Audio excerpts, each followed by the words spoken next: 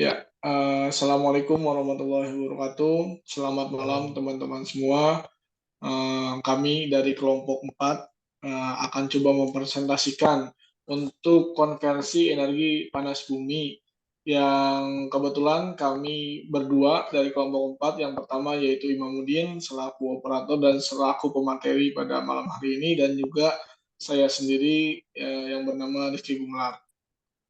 Mungkin sekilas saya akan coba jelaskan terlebih dahulu untuk konversi energi panas bumi untuk prolognya.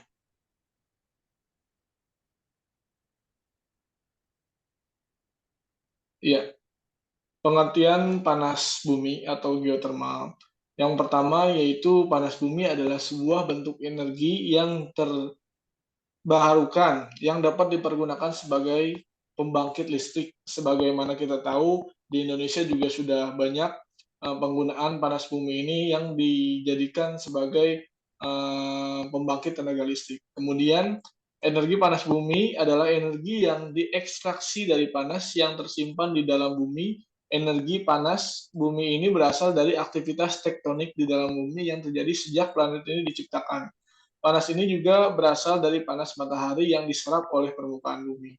Kemudian, energi panas bumi cukup ekonomis dan ramah lingkungan, namun terbatas hanya pada dekat area perbatasan lapisan tektonik.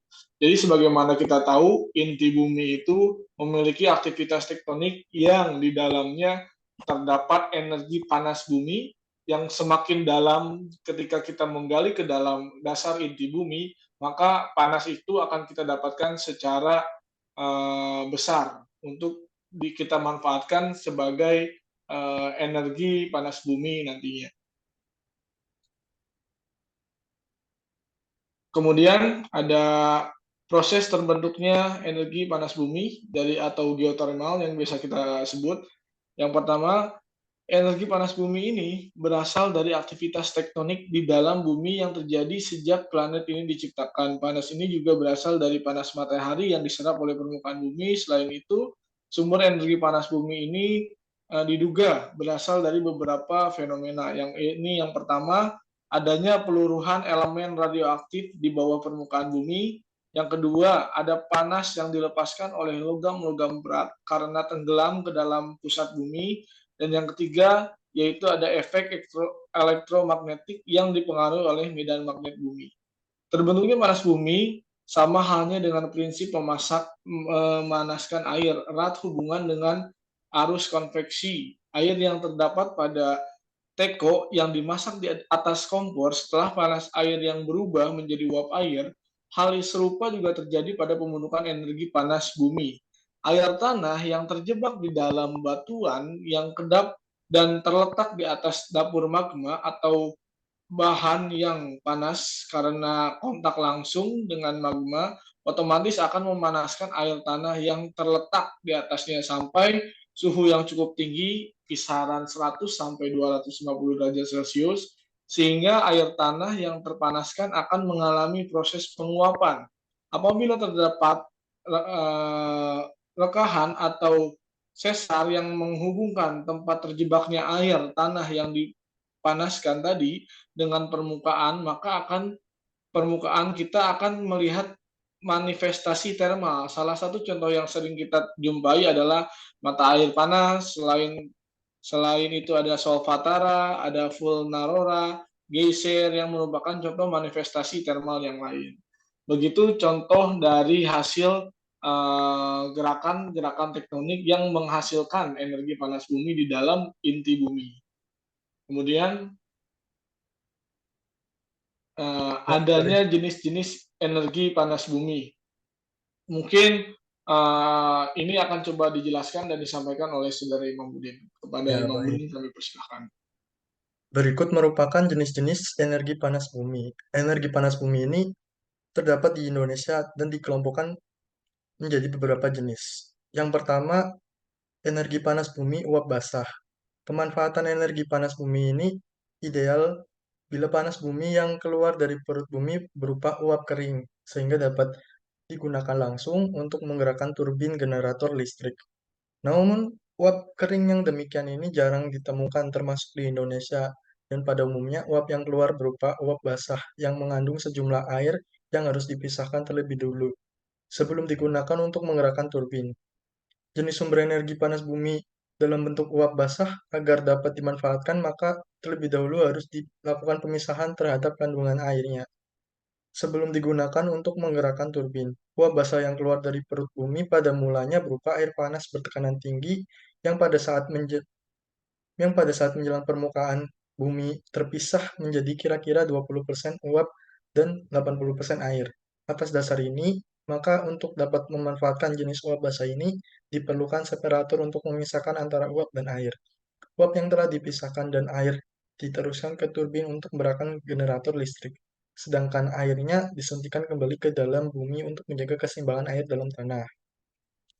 Yang kedua, merupakan energi panas bumi air panas.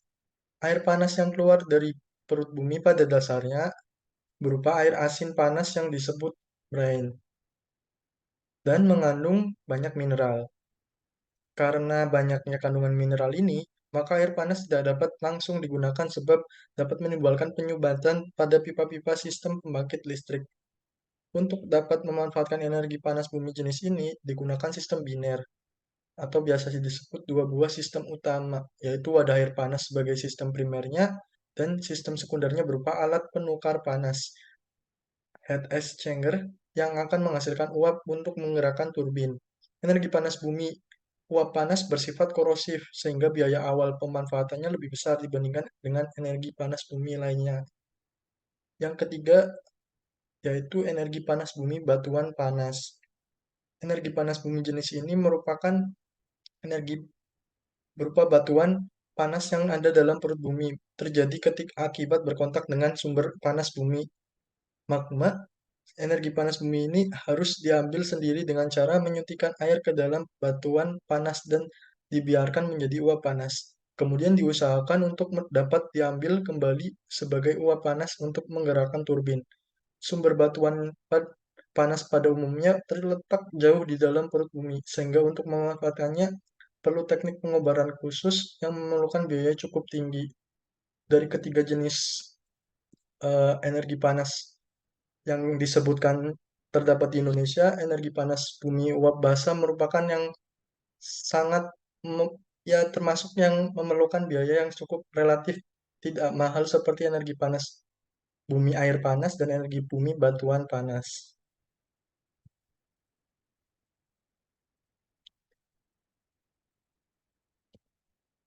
Kemudian pemanfaatan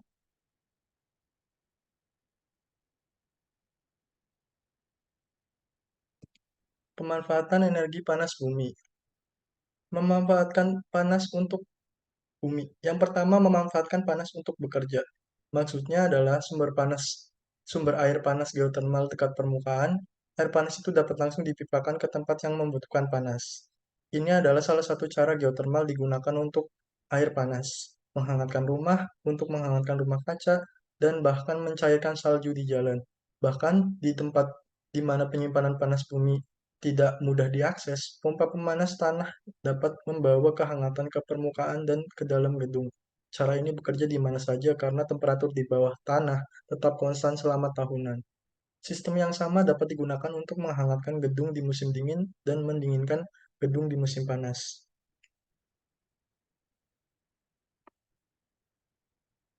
Yang kedua, pemanfaatan di sektor pariwisata. Di sektor pariwisata ini, energi panas bumi dapat dimanfaatkan karena menjadi daya tarik tersendiri buat para wisatawan untuk menikmati energi panas dari dalam bumi seperti air panas maupun uap panas menjadi tempat wisata yang banyak dikunjungi wisatawan. Banyak contohnya seperti pemandian air panas di Guci Tegal, kalau enggak di Ciwidey. Kemudian yang ketiga pemanfaatan secara langsung di sektor pertanian. Energi panas bumi dapat digunakan secara langsung sebagai teknologi sederhana untuk proses pengeringan terhadap hasil pertanian, perkebunan, dan perikanan dengan proses yang tidak terlalu sulit.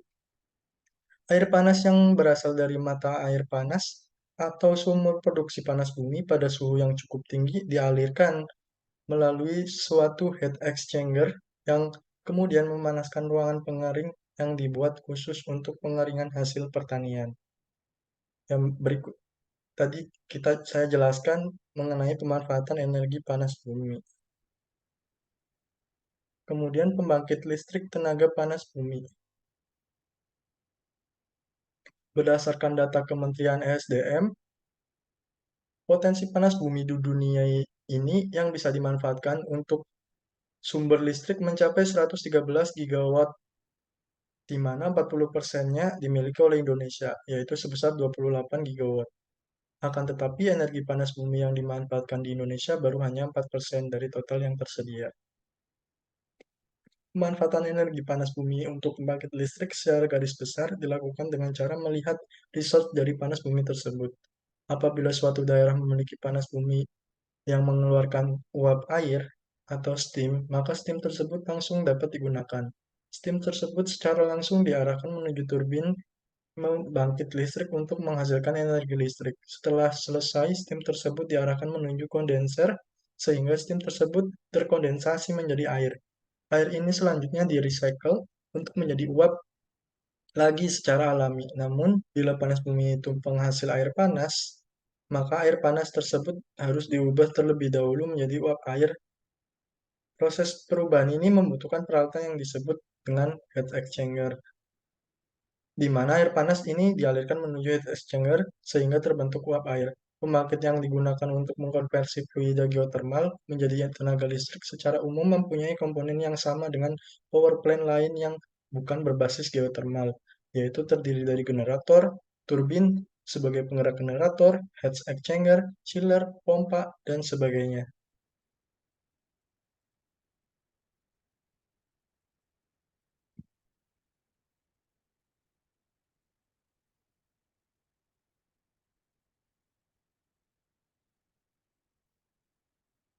Berikut merupakan prinsip kerja energi geotermal.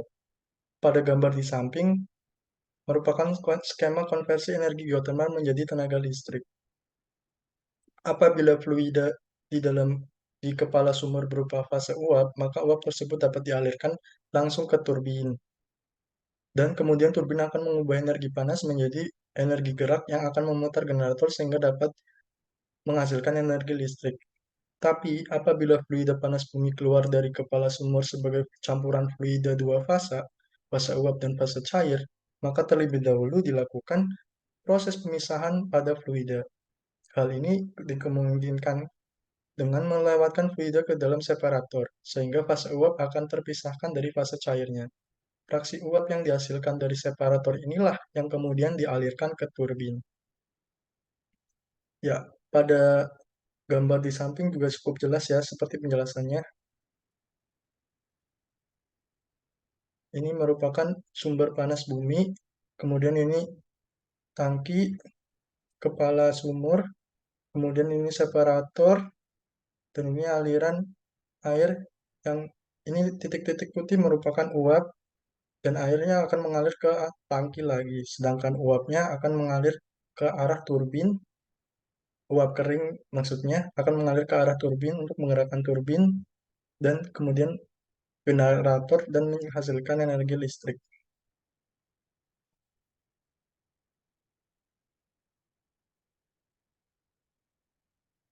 Kemudian selanjutnya akan dijelaskan oleh Rizky Gumelar.